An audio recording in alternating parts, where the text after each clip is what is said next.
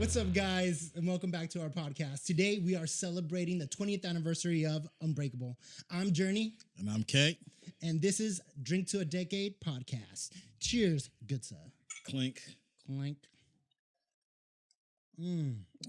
So this is the first time we're actually doing the podcast without Art. He's over there, guys. He's over there, but he didn't want to do it. He didn't want to do it this time. As he said, and I quote, M. Night Shyamalan sucks dog duties. And that's Art. Did you say that? I might have said that, but it might not be verbatim. Not verbatim. This is not verbatim. I don't know. This was like when Shyamalan was good. This was still when he was, this was the golden age. He had just put out Sixth Sense, and then Unbreakable came out. Bruce Willis again, throwing in Sam Jackson to the mix, and it was phenomenal. Yeah. Actually, it was during Sixth Sense when he thought up of Unbreakable. Yeah, and he thought was up like, the role. and he was like, I want to do this movie, and it's going to be Samuel Jackson, and it's going to be Bruce Willis. Because I mean, what better combo can you get, or what better dynamic, especially at that time of was it 2000, right, or the early 2000s? 2000s on the point. And it's just, you had Bruce Willis and Sam Jackson. They were just the epitome of their fucking craft, Right. And like they've been in a bunch of movies before that, like Pulp Fiction. What was the other one? Die Hard. They were in Die Hard. They were a couple other ones. Loaded Weapon. Loaded Weapon. Yeah. And I think there was one more on the list, but I can't quite fucking remember. Yeah, I don't know. They have such a huge catalog between them. It's just bound to be like in the same movies. Yeah, what was it? Die Hard with the Vengeance with or the whatever? Vengeance. Yeah, with the Vengeance. With the Vengeance. So, do you remember the first time you watched this movie? Like Unbreakable? Yeah, dude, I was if it came out in 2000, I probably saw 2000, 2001. So I was like 11 or 12 the first time I saw it. And the guy, honestly, it came in right before like the superhero wave started getting really popular, and it never gets credited for being a part of it. No. Well, that's because there are movies that came out that were definitely the patient zeros of the superhero boom. But this movie came out right before the crux of everything getting started, and it was fun. It was fantastic. It was just a dope movie all around. It definitely has M. Night Shyamalan's fucking bleak undertones and everything throughout the whole fucking movie. But I mean, if you can get over that, what you'll find is just a decent film about a man who's discovering that he might be unbreakable. It's crazy because it does not feel like a superhero movie, but it is. Not until the very end, I would say. Mm-hmm. The very end when he actually goes and he starts to believe, and he's in the train station, and he's just like, he's just touching people and shit, and seeing all the fucked up shit people do. Dude, no, seriously. So did you catch it? Like the way they shot this movie, the cinematographer did everything like comic panels. Yeah, they tried their best too. And it was one of the ones that actually worked out better, I'd say. Because then you have things where they take it to the extreme, like say the first Hulk movie, where that was shot in a way that was supposed to be like comic book panels, but the movie was just such hot garbage that there was no saving grace to it, Then so I don't know. That, like there was a lot of great stuff that was done in this movie. The way it was shot, they did a lot of like the long frame shooting, where it's kind of like one shot, but the camera moves, and it was just perfect. Oh yeah, I heard from what I know, there were a lot of one take shots in there, just like single shots over the course of the actual film that you can see, and I just. Rewatching it, you start to notice these things once it's brought to your attention. But when I was 12, I didn't fucking know anything about like the difficulty of one take or one shot, like one fluid, solid shot across a couple of different scenes. And fucking, I mean, you get Bruce Willis. Of course, he's gonna fucking nail it. Yeah. And even if he doesn't, he's Bruce Willis. I imagine he's a one take guy. I do. Like that's just years of experience. It only makes sense. Dude, no, like I started paying more attention on camera angles and all that stuff after that episode of It's Always Sunny. Yeah, Charlie, the health inspection. Charlie Wright. Yeah, Charlie Wright. Charlie Wright. Inspection day. Yeah. And like that was the first moment where I started truly paying attention. I think it was Art, the one that told me, that's like a one. Mostly it's a full fluid take. Like 3 cuts in that, like 3 or 4 cuts. For me, it was Daredevil, the first season, the Netflix show. When he's in the hallway, like trying to save the little boy, and he's fighting off all these Russian mobsters. It was shot as one fluid take also, and that's when I was like, "Fuck," just looking at the choreography and the amount of skill, and to not fuck up. Like, imagine getting all the way to the end and then just being line, and then you're fucked. That's it. It's like, fuck. Actually, I think the one that takes it for me overall has got to be The Haunting of Hill House. The one episode, the episode where everybody gets together for the funeral. Yeah, that's one huge giant take. And if they are, the cuts are done so perfectly. I got you. You can never see it. I got you one up on that, and I got to go back to Daredevil. Really? Season fucking 3, the prison scene. Dude, that was the pinnacle of everything. That was one whole fucking cut. That's one whole take. That whole prison scene from him going in and then fighting everybody to get out. That's a fucking cut. And that shit was epic. Like, that was the best season. Doesn't make sense that it counts in that show. I mean, well, it does because Netflix says fuck you to Disney. But it's such a good scene, such a good show. I hope they recast Charlie Cox as Daredevil. Oh, the original. The original Old Boy, yeah. The original Old Boy too. No, I heard that they're supposed to be bringing Daredevil back, right? I know supposedly they're rebringing Iron Fist. I haven't heard anything about Daredevil yet, but I don't think it's gonna be the same dude. Please don't. No, he's such a shitty actor. I mean, he was good in Game of Thrones. He was Loras Tyrell. He was fucking Renly. But during season 1, he refused to do choreography because he thought he had it on point. Oh no, he did not. Nope. So going back to the movie, so did you know that this was like it was more expensive than the other sequels? From the 3, this was the most expensive. Unbreakable was more expensive than Split and Glass? Yeah, put together. That's how much money went into the first one. That is fucking crazy because what scenes were really like, I can't see anything them having to spend a shit ton of money for. Maybe, I guess, to rent out and use that whatever the university or to film at whatever the stadiums, to film whatever stadium might have cost a lot of money. I can't see really the train scene costing a lot of money, but maybe a lot of people in the crowds too. That's also extras. I suppose. Well, fuck, that's crazy because I feel like Split should definitely take the cake. And then fuck that. Glass had a lot more practical effects and everything, especially when they started fighting. Bruce Willis and what the fuck is his name? Professor X. Oh, we're talking about James McAvoy. James McAvoy. He was like Charles Xavier.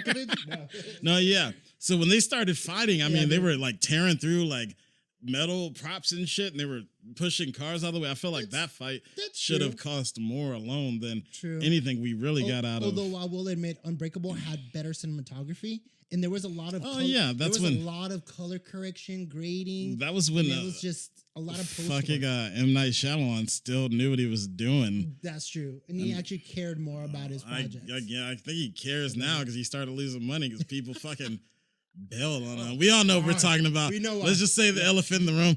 Avatar was fucking trash. Fuck M. Night Shyamalan for that movie. I still buy that asshole through everything. Lady in the Water, fucking The Village, Signs. Wait, I still buy his ass. Hold up, let's get to that. Let's get to that in a second.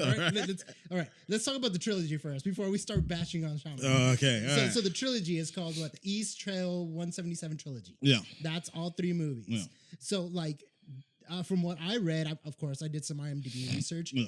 So he kind of did a lot of different little hints in the first one to try to do a prequel because this is his favorite. Yeah. Out of all of his movies, Unbreakable was the best one he liked. Yeah. Do you remember in the crowd, when he was starting to try to embrace his powers in the stadium? Yeah. And he hears this little kid getting that passed by with his mom. Yeah. Was that supposed to be the little girl? David Dunn. No, it's supposed to be David Dunn. David Dunn is the Split. He's David Dunn's fucking Bruce Willis. Oh, no, not David Dunn. Kevin Crumb. Kevin Crumb. Kevin Crumb and his mom. All right. Because that was right after the accident with the rails and his dad died. But supposedly that was supposed. I don't think it ever got confirmed though. Supposedly the girl, what's her name? The survivor from Split and Glass, the one that he had kidnapped with the 2 other girls, and then she was the only survivor. Supposedly that they're trying to set her up to actually be part of that whole crowd, like, you know, the superpowered people. They have superpowers. Yeah, they haven't showed it yet, but they're saying that it's alluded to in fucking Split when the Beast refuses to kill her, tells her that she knows pain and suffering, and that's the next stage of evolution. And then the fact that her name is alliterated. It's something S something S. I can't fucking remember it. The whole but the whole series, like, I mean, David Dunn, Bruce yeah, Banner, fucking Peter Kevin Parker. Crumb, even though it's K and a C, but it's still, in that same alliteration. Reed Richards. Yeah, that was like a comic book trope for the longest. Thank you, Stan the man, for that. Dude, Stan. Well, it wasn't all Stan, was it? It's mostly Stan, right? No. Yeah. You made it famous. All right. Well, right. I guess let's start talking about Shyamalan. Yeah. What's your favorite Shyamalan movie? And which one's the one you hate the most? You know which one I hate the most, motherfucker. I'm giving you a segue, sir. You know, Unbreakable. Unbreakable is definitely my favorite. I'd have to say followed up by Signs and The Sixth Sense. Those were his top three. I agree with those top three. Yeah, those were his top three. And then everything else wasn't terrible. I think it was after Lady in the Water where it started going downhill. I think, you know what, and just from all the people I've ever talked to, I think it was already down Lady in the Water. I feel like I was just giving M. Night Shyamalan the benefit of the doubt, like, oh, what a twist. Wait, which one was first, Village or Lady in the Water? Village was first, yeah. Village came out when we were fucking still, like, we had to be, like, early teenagers. I think I saw that shit when I was, like, 13 or some shit. Yeah. Village wasn't bad, but it was boring, and it was a disappointment. The twist was monster. Yeah, it was modern times. Yeah, it was fucking. They weren't in the old times like you thought they were. They were just people like fucking Mormons or Amish or some shit. Wanted to separate themselves from everybody else. It's kind of racist if you think about it. They segregated themselves from the rest of the population and lived out this fuck you. We're in the 1800s world. They were all white. Yeah, they were all white. They were no blacks. They didn't let any blacks in their fantasy world. Not at all. Motherfuckers. I think they were all like scientists and doctors and rich people and like. I think rich people and shit because they were able to afford to buy that plot of land and make it a no-fly zone. And also and keep paying for guards to protect the area for years afterwards. The rich whites. Yeah, that's the thing. But no, Sean, I think Glass was good. I do think. And Glass was good. And I feel like I wish he would do a comeback, but then he said that he wants to do an Avatar too. That was his comeback. Like Split was him fucking his phoenix form rising from the ashes of his defeats of Devil, After Earth, fucking Avatar, Lady in the Water didn't do that hot. All these fucking movies suck. And he had some really big star power behind some of them. Like After Earth had Will Smith and Jaden Smith in the same fucking movie, and it tanked. It was trash. Yeah, basically, it was a Will Smith movie. That was a Shyamalan movie because your boy Will can act. All right, you give him the deeds, and he'll get it done. But it feels like he just did the movie so he can be in a movie with his son. I mean, he'd already been in a movie with his son. What was it? Pursuit of Happiness. That was his son. Yeah, that was his son. Yeah, that was his son. Yeah. Damn, he'd already seen that. Yeah, that was his son when he was fucking young. Yeah, he was super young. Yeah, before he was weird.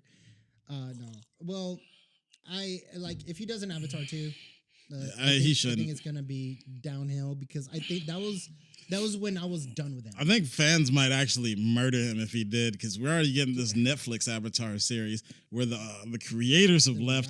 We are not pleased. The fans are not pleased about the creators leaving over creational differences with Netflix. So you get one bad Avatar, and then this motherfucker here, he comes with Avatar 2. We will find out where he lives and burn his house down, most likely. It's been too much bullshit this year for him to fuck around with that. Right? I mean, but it was smart. Grab your best movie and make a sequel out of it. Smart way to make a comeback. But it wasn't his best. Oh, okay. No, let me talk. It was a great way to make a comeback. I thought we were still talking about an Avatar. Oh, fuck, no. Yeah. No, that was just bad all around.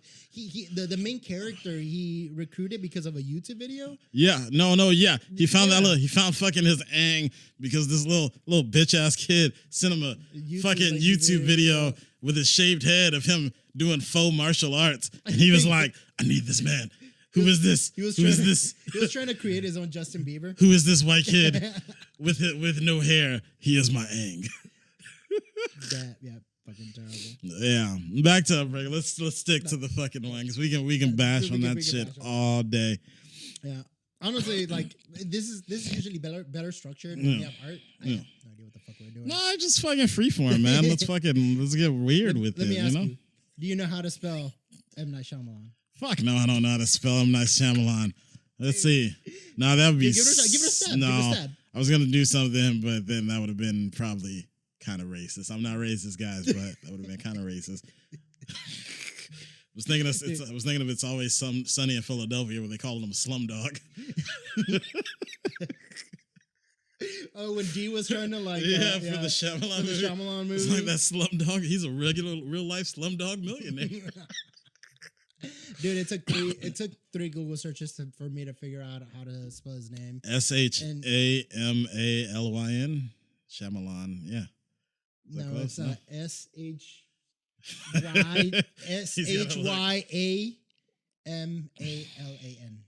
Okay. Well, that's close. Shyamalan. M. Night, if you ever hear this or see this, I don't hate you. I mean, I kind of do. You ruined just something that I love truly. And I hope that your comeback is successful and that you don't make any more shit movies. Give up the twist sometimes. Just make a straightforward fucking movie. Just make it straightforward. You don't need a twist in everything, man. You don't need a twist. Wasn't that what Avatar was supposed to be? No, there's shit. I saw supposed to be a straightforward one. I saw so many interviews about that motherfucker. He's like, "Oh, I watched this with my kids, and I'm Asian, and I love the heritage of it and all this." And then he just went and fucked it up. Yeah. All right. Disappointing. Back to Unbreakable. Let's talk about Sam Jackson's character, Mr. Glass. Is fucking. He was actually a good villain, you know. Yeah. No. So, if I think I read somewhere that during that time when he played during Unbreakable was when the comics started redrawing Nick Fury. No, that was after. That was after. So he was shortly around that time though, wasn't it? That was after. They didn't start redrawing Nick Fury to look like him till 2000. Because that was 2008. That was 2008. So that's 8 years after. No, but I'm pretty sure it was before he did that. Before he took the role. Nick Fury was still white until Iron Man came out. No I guarantee way. it. Yep. Producer Art, research that. You know when the comics started drawing Nick Fury as black? It was Ultimate, and Ultimate was like because it was before that. No, look it up, Art. Yeah, go ahead. you kids have Art is our producer today, and he's in charge of all the bitch work. When was Nick Fury black? Well, no. Like if you look at the comic store, like the comic stores that he was in, like all of those were like references to who he was eventually going to become. Oh yeah, no, there was a whole thing about it that I was just looking up random information, but how they show him is they show him in a lot of ways to who he's supposed to become. Like when he's first born, you see his birth through a mirror, and then you find out how brittle his bones are. Then you see him next as a kid, and his mom. He's looking at you see his reflection through a blank TV screen, and it's just all these things that are supposed to be alluding to him, being like glass. Like when he was a baby, you saw him in the reflection. Of the mirror. Yeah. Then you see him in the reflection of the TV. It's like. His cane was made out of glass. His cane, which was something that wasn't even in the script. That was something that Samuel Jackson himself added to the role. Also, the color purple. The color purple, because that's Sam. Yeah, it's his favorite color. His come on, purple. yeah. Because of course, it's Mace Windu. You think he's gonna have a regular bitch ass saber? Nah. 2001, by the way. 2001. 2000 actually. Fuck.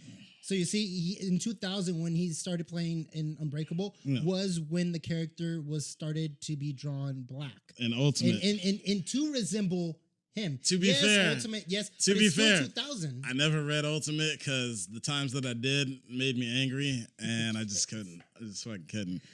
There's a lot of things that went wrong in Ultimate. There's everything that went wrong. They made Colossus gay. And he came out to Nightcrawler, and Nightcrawler was like, "Nah, son, I'm Catholic."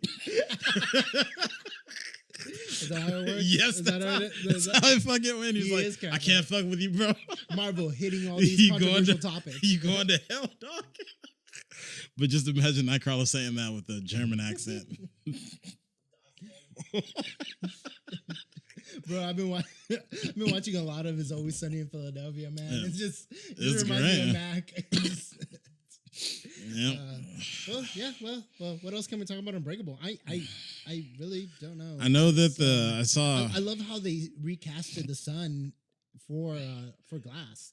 That's like he all grew up. Yeah. Grew up all the way. Yeah, he did not get any more work after. I don't think he kind of went the way of Haley Joel Osment. Got a little chubby, you know. Haley, you remember Haley Joel in the '90s?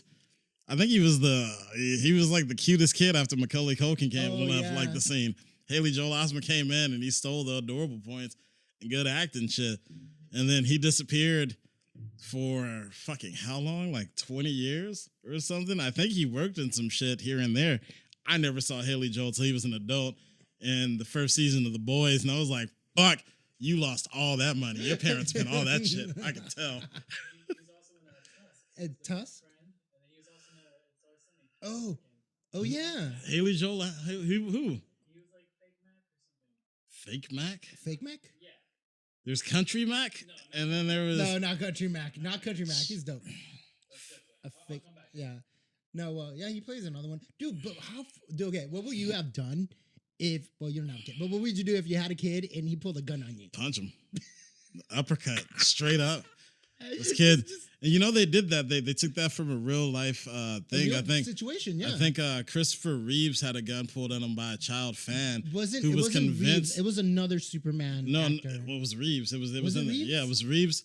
But the kid wanted to prove that he was the real Superman. Yeah, and he talked him down. And he talked him And down. he- Yeah. and, I think the way he talked him down is that he told him that yes, if you shoot me, it's gonna bounce off of me, Yeah. but then someone else is gonna get hurt. Yeah. Do you want that to happen? Because I can't stop a bullet once it bounces off of me. And Dumbass kids. That's what made the kid like. Dumbass kids thinking comic books is real. I don't care what fucking decade it was. All right. Even as a child, I was like, I'll tell you, Batman's dope, but this shit will never happen in real life. You know, the mom could have stepped in front of him. That would have kind of like Nah, diffused she the wasn't thing. stepping. They were still like on bad terms and shit. She was like about to get this. But her kid was about to get become a this- murderer. About to get She this could've life stepped in- insurance. I don't know. about to get these life insurance. They were still married, so it would have happened. They were like married but separated, but not like legally separated. They were just sleeping in different bedrooms in the house and shit. They never really like dove into the reason why they were on rocky grounds, huh? Well, Like it just why seemed they were kind of separated. it just seemed like they had grown distant and they were just sort of both like melancholy or apathetic in their relationship. You know, they kind of hinted at it with just with everything that happened. If you pay attention to the course of the film, like why he stopped playing football because she hated it, and like it's just one of those She things couldn't where it see just a future with him if he was a football player. it just was like one of those things where it was like it seems like they both changed to be with each other, even though they just lied to their core selves. Like he changed who he was at his core Well, for. he did, but how did then- she change? She didn't. But change. then you can grow distant from yeah, you shit can like grow that. You know, distance, they're yeah. gonna develop resentment or anything. And you're just stuck, and you got a kid, and you're working this job, and you know, it's just one of those things. If I remember correctly, the wife was supposed to be played by the chick from Silence of the Lambs. Hannibal. Hannibal? She was supposed to but she chose Hannibal. What was her name, Art? The lead actress in Hannibal. Jodie Foster. Yeah. Jodie Foster. Jodie Foster was the Jodie first Foster, choice yeah. for Unbreakable. To be Unbreakable, But yeah. she went in. I think she was in Silence of the Lambs, right? Also, yeah. Yeah, Silence of the Lambs, yeah. So she chose to do the reoccurring role in Hannibal, Mm-hmm. and then that's when I don't even know that lady's name. She got chosen or picked to be the wife. Whatever happened in Glass, they mentioned that they got separated, or did she die? I think they got separated. I only watch. I haven't seen Glass in like a year. If I'm being honest. Died in Glass? They mentioned it. Producer Art. No, he's got enough on his hands right now. Looking for Haley Joel Osment in It's Always Sunny. You're still looking for Osmond in there? All right. Season 8. All right. Yeah, I honestly don't remember. I just know that they're either separated or Bruce Willis is widowed. No. So if there was going to be a fourth one made, what do you think it would be like? I don't really see it being a sequel. If anything, like a parallel sequel, something. No, I would. Well, yeah, that's what I was gonna say. It's just an expansion of the universe at that point, because I don't want to see anything. To be honest, like, she was cool. The girl from like Split and Glass, Vanya, no, I don't know. She has like a Russianish-esque name. Anya, I think is her name. But anyways, like I don't find any movie with her in it be interesting. Well, I mean, it honestly could. It depends on how he builds the universe, because clearly he wants to make his own superpowered universe, and to an extent, because these people aren't having. From what we've seen so far, there's nobody with seriously wild or fantastical powers. It's all within the realms of I don't want to say possibility, but it just seems like it'd be more logical. Like, he's strong, but his weakness is water. So he gets taken out by a rainy day. It's fucking there are balances to it. Also, in Sixth Sense, the alien's weakness was water. No, that's Signs. Signs. Fuck. Sixth Sense. Yeah. Yeah. Signs. His weakness was water. And don't I know it? I'm gonna tell you guys, I was a little bitch for Signs. Right, alien movies fucked me up, especially if they seem real. So I slept with the water bottle in my bed for like 2 weeks, and I would splash niggas if they came into my room. Got you, alien son, bitch. So how many times did your brothers beat your ass for that? Oh, this was when I was already in California. I would just peed on them. Wait, so you're saying that you're an adult throwing water? No, I wasn't in a fucking adult. I was like 13. I was still a little bitch, all right? Aliens fucked me up. Something about them. It's because I saw fire in the sky before I was ready to know what fire in the sky was. And I've been terrified of aliens ever since. No, I think, the only scary part of aliens is getting anally probed. I mean, that's anally probed, abducted, taken to space, seeing some shit. Scary about that. That sounds like a cool free ride. Motherfucker. Say you were in space. If an alien popped out, I was in space. If an alien popped out right now, you would bone the fuck out. You'd be like, "Holy shit, what the fuck is that?" Hell no, you'll be my punching bag. I want to be the first person to say, "Yeah, I punched that guy. No. He was squishy as fuck." No, and then next thing you know, you caught some alien herpes, and now you're dead. At least I didn't get anally probed. Maybe they still do things to your body after you're dead, Ernie. It's fresh. What are they going to just leave fresh meat behind? Fuck, humans do the same shit. So, I mean, what's the difference? If I'm dead, I'm most likely going to get raped. Nah, bro. I guarantee if any of us That's saw why an burn alien. my body, guys. No, burn me. Burn me. If any of us... Man, I'm going to come back and haunt your ass. Many of us saw an alien. Too. I'll come back as a clown ghost just to fuck with you. He's afraid of clowns. Art's afraid of clowns, everybody. Wait, so you're aliens and he's clowns. Yeah. Fuck that. All right. Now I know what we're gonna fuck with him next Halloween with. Can't fuck around and get an uppercut. That's all I All gotta say. right. All right. Well, I'm at the end of my glass. Anything else? Pun intended, eh? Was that a pun? I'm terrible at these things. What else? No, I got nothing else to talk about this movie. Like it was a great movie, and honestly, Shyamalan isn't one of the best like directors out there, but he did make a name for himself at the time. He definitely did. I mean, his twists were always the biggest points of any movie. And with that one, you could kind of see where it was going towards the middle where he starts pushing him and you're just like, all right, well, what's the relationship with this dude and this random guy? But as the story goes on, you kind of realize that he could be a fucked up villain. But what's shocking is just to the level that he went to find somebody who was the opposite of him. Fucking burned down that hotel.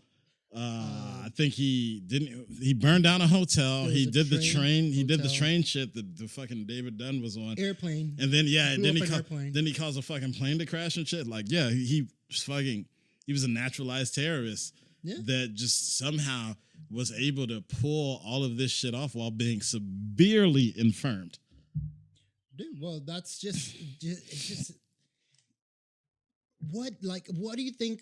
How does somebody's mind just go to that extreme? Like his mom was like really supportive and like amazing. Yeah, but he And turned somehow all raised a that. fucking Well, because monster. if you live your whole life being afraid of literally everything, like everything could cause him damage to, like, not just like a scrape on the knee, but be bedridden and everything, like And it doesn't- actually fucking large amounts of damage to be and that also, afraid. They never really said that the kids were abusive to him. They were. They just, weren't. They They were were making fun of kids. him, They were but fucking but kids. none of them really abused And him. to be like- fair, Mr. Glass is the least hurtful things I've ever heard somebody call a kid. Other kids call a kid because they get real fucking hard real quick with shit. Yep. But I guess that's his one thing. But he just turned all that fear and everything inward, and he just, he would be injured all the time, and he spent so much time reading these comic books and these stories, and it's almost just like he brainwashed himself into believing there's, like, good and evil, and that his role was to find the opposite of him and be the villain for that. Yeah, I don't know. I guess you would have to be really fucked up to want to, but like actually want to be the villain. Like he knew from the beginning. You said earlier too. It was a quote from the movie. Yeah. It's like, how do you know that you're a villain? Yeah. When you're like best friends. When you're best friend, they're usually best friends, or they'll be the opposite of what the hero is. No.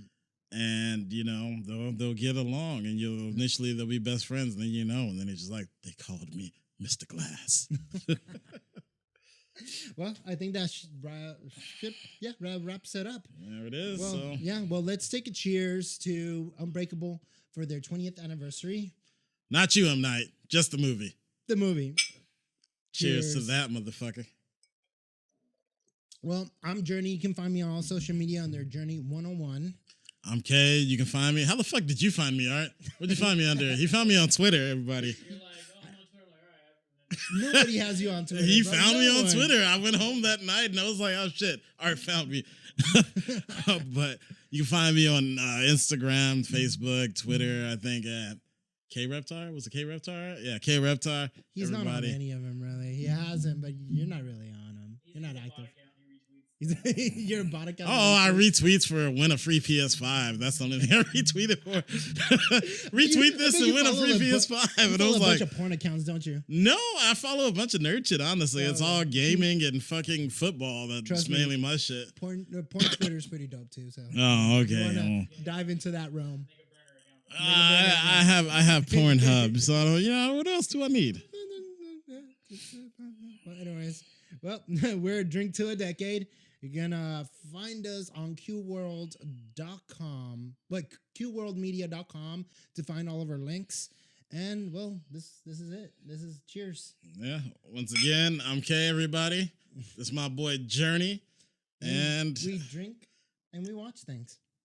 we watch Unbreakable because that shit's dope. Well, Art, this was a mess.